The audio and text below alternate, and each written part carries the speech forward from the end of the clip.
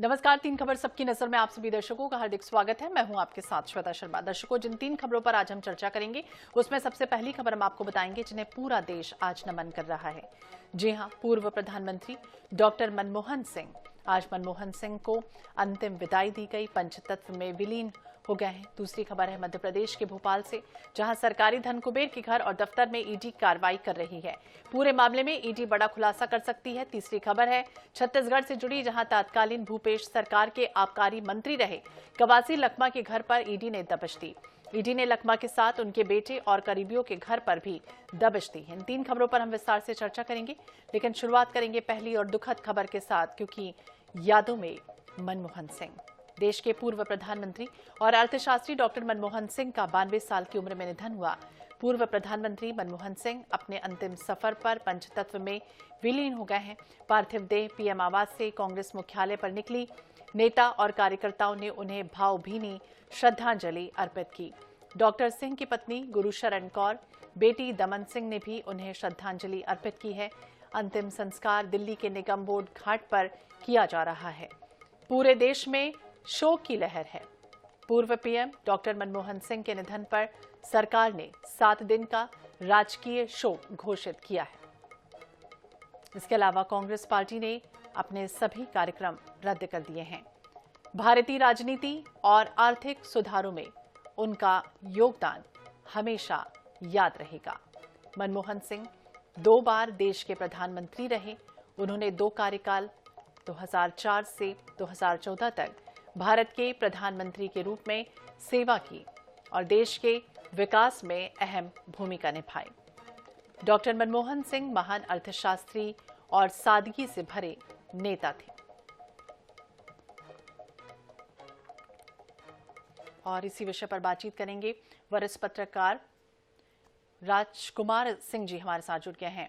राजकुमार जी, किस तरह से याद करते हैं, क्योंकि जिस तरह से महान व्यक्तित्व, अर्थशास्त्री और सादगी से भरे जीवन नेता रहे हैं डॉक्टर मनमोहन सिंह, आज हमारे बीच नहीं है।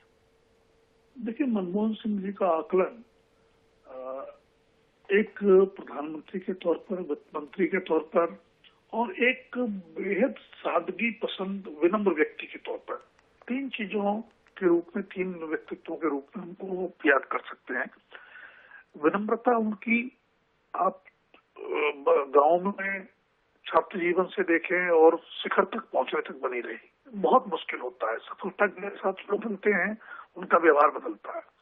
दूसरे, अगर योगदान की बात करें तो जब भारत की अर्थव्यवस्था गहरे संकट में थी 1990-91 के आसपास, उस समय उनको वित्त मंत्री बनाया गया। वो एक चौंकाने वाला फैसला था, उसके पीछे जो भी कारण रहे होंगे, लेकिन जो जिम्मेदारी उनको सौंपी गई, उस जिम्मेदारी को उन्होंने एक ऐसी दिशा दी जिसको आज हम कह सकते हैं कि भारत के लिए बहुत सही दिशा थी, और उसी पर आगे बढ़ते हुए आज हम विश्व की 5वीं अर्थव्यवस्था बन चुके हैं।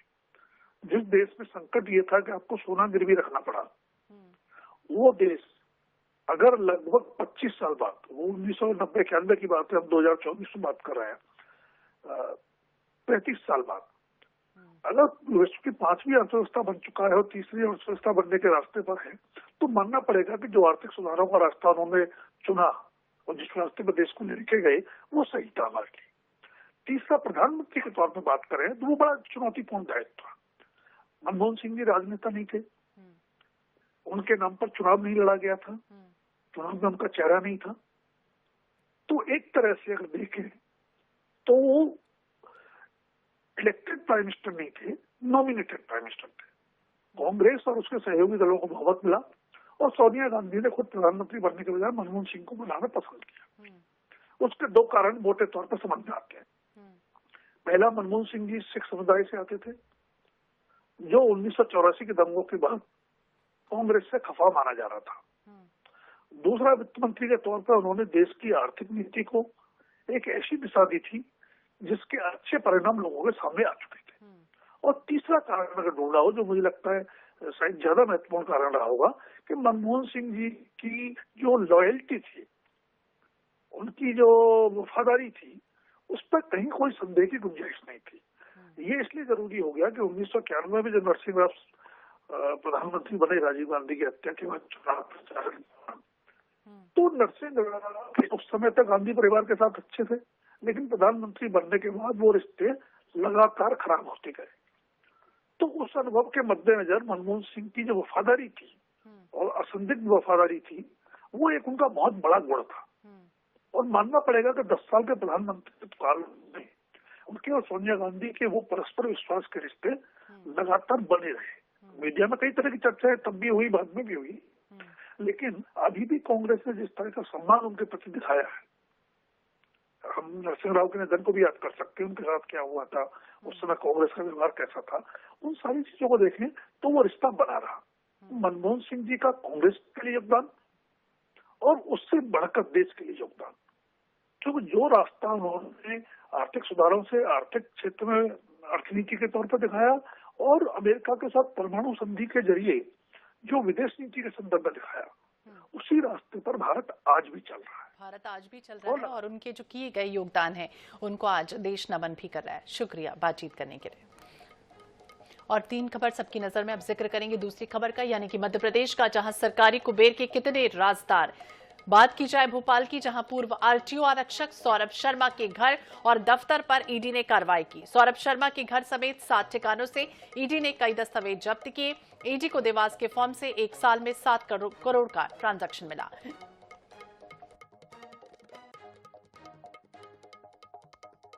तो करीबियों के बैंक अकाउंट से कई राज खुलेंगे। बैंक खातों से बड़ी लेनदेन का संदेह है। और यही नहीं, सौरभ को लेकर बड़ा खुलासा हुआ।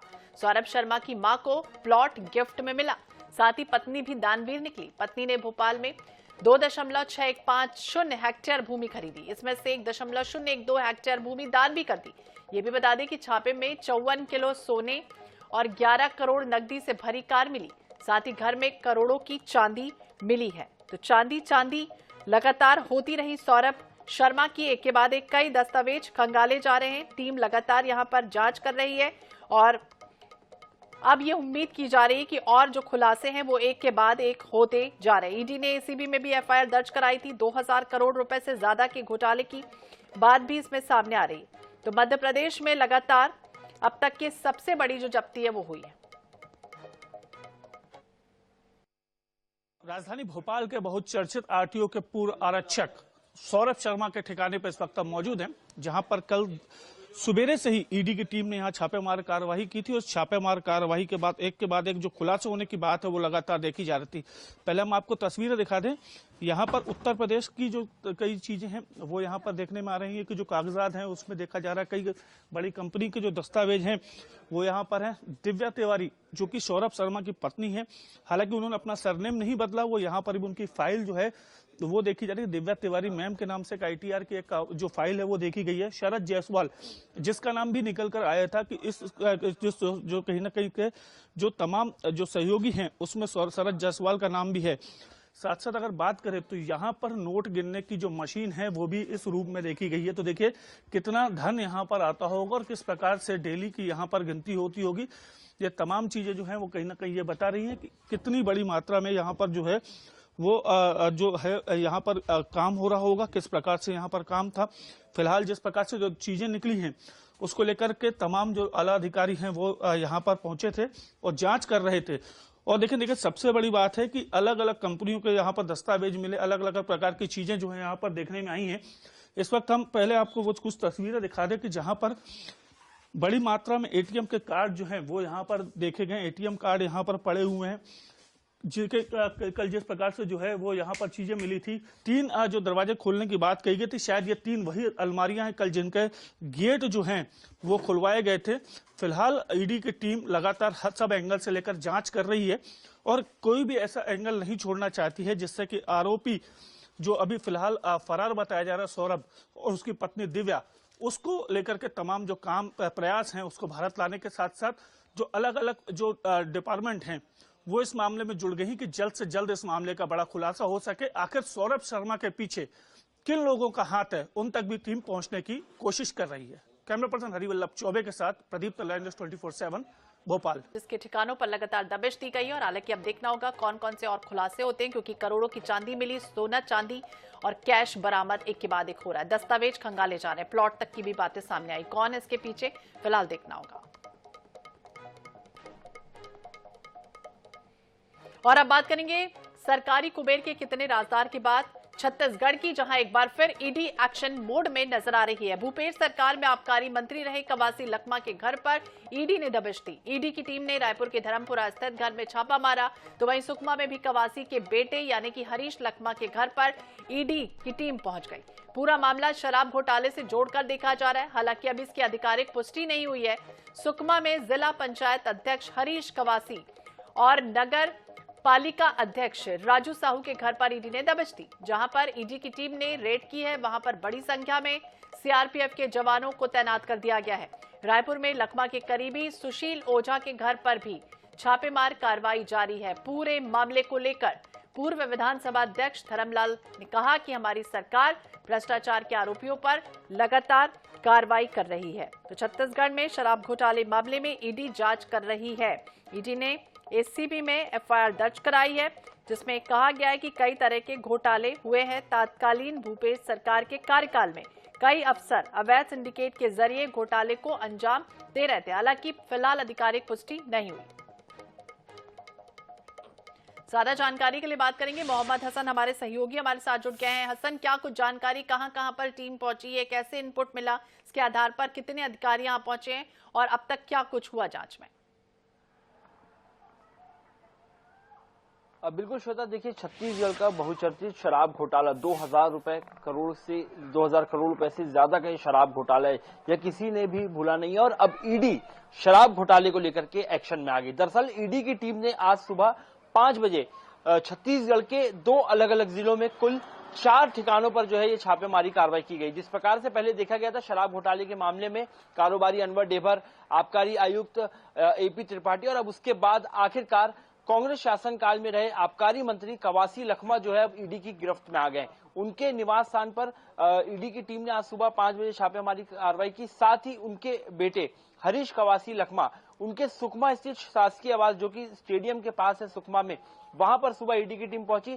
साथ ही जो हरीश लखमा हैं उनके करीबी बताए जाने वाले राजू साहू के घर, उनके घर पर भी ईडी ने दबिश दी है। वहीं कवासी लखमा के सबसे करीबी माने जाने वाले सुशील ओझा जो कि छत्तीसगढ़ प्रदेश कांग्रेस कमेटी के प्रदेश प्रतिनिधि हैं, उनके घर पर भी ईडी की टीम जो है वो पहुंच गई है। सुबह 5 बजे से चारों स्थानों पर एक साथ जो छापेमारी कार्रवाई है वो की जा रही है। बताया जा रहा है आबकारी घोटाले को लेकर के ये पूरा एक्शन जो है ईडी ले रही है। जिस प्रकार से इसके पहले अलग अलग आरोपियों की गिरफ्तारी हुई, उनसे पूछताछ हुई, कई अहम दस्तावेज जब्त किए गए, उसके आधार पर जो लिंक मिला था उस पर अब कार्रवाई करने के लिए ईडी एक्शन पर आ गई और चारों स्थानों पर एक साथ छापेमारी कार्रवाई आज की गई, जिसमें कवासी लखमा पूर्व आबकारी मंत्री, उनके बेटे हरीश लखमा के करीबी राजू साहू और साथ ही कवासी लखमा के सबसे करीबी सुशील ओझा, उनके घर पर छापेमारी कार्रवाई की जा रही है। चारों जगह फिलहाल जो ईडी की पूछताछ है, जांच है वो चल रही। लेकिन बड़ी बात मैं बता दूं, सुशील ओझा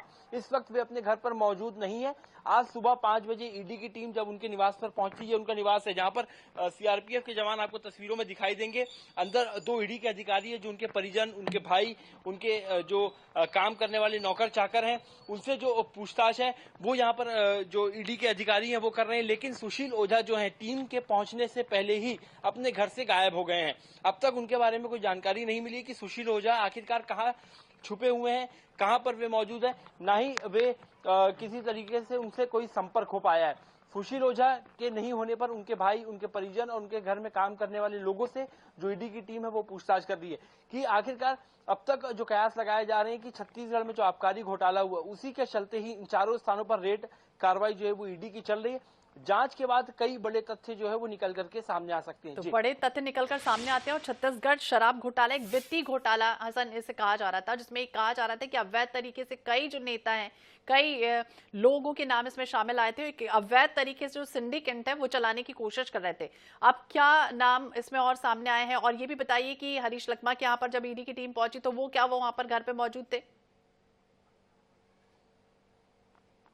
देखिए, अगर कवासी लखमा की बात करें तो वे अपने धर्मपुरा स्थित राजधानी रायपुर में जो धर्मपुरा में उनका निवास है, वे वहीं पर अंदर मौजूद हैं और ईडी के दो अलग टीमें जो है, दो इनोवा कार में वो वहां पर पहुंची हुई है।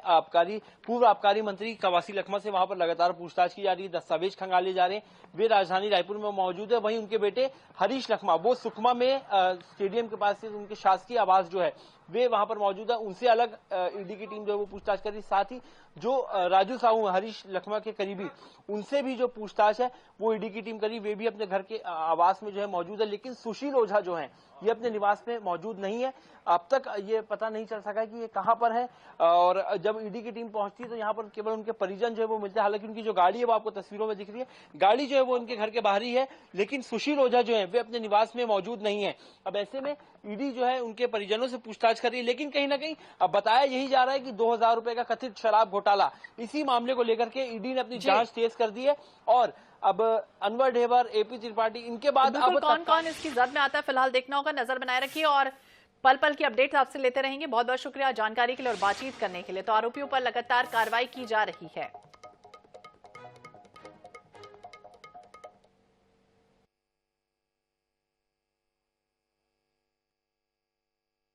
देखिए, जिस प्रकार से ईडी को जो सूचनाएं मिलती है और उसके आधार पर वो छापामारी की कार्रवाई करते हैं, ये पहला कार्रवाई नहीं है। इसके पहले किसी की भी सरकार रहे, लेकिन गड़बड़ियाँ होती है, गड़बड़ियाँ मिलती है तो निश्चित रूप से ईडी कार्रवाई करेगी। जिस प्रकार से घोटाले की सरकार पिछले 5 साल में यहाँ पर रही, चाहे शराब के मामला में हो या कोयले के मामला में हो या अन्य मामले में हो, और इन सारे मामले को देखेंगे तो आज भी कोई ना कोई जेल में है, ना कोई बेल में है, और उस सरकार में मंत्री रहे, तो स्वाभाविक रूप से जो सूचनाएं प्राप्त होंगी उसके आधार पर कार्रवाई होगी। तो कार्रवाई होगी। जो भी इसमें दोषी पाया जाता है, धर्मलाल कौशिक ये कह रहे हैं, तो पूर्व आबकारी मंत्री रहे कवासी लखमा, जिनके बेटे के यहाँ पर ये कार्रवाई चल रही है। ईडी की टीम पहुंची, हालांकि नजर लगातार हमारी बनी रहेगी। इसी के साथ इस बुलेटिन में फिलहाल इतना ही। बाकी अपडेट्स के लिए आप देखते रहिए INH 24/7। नमस्कार।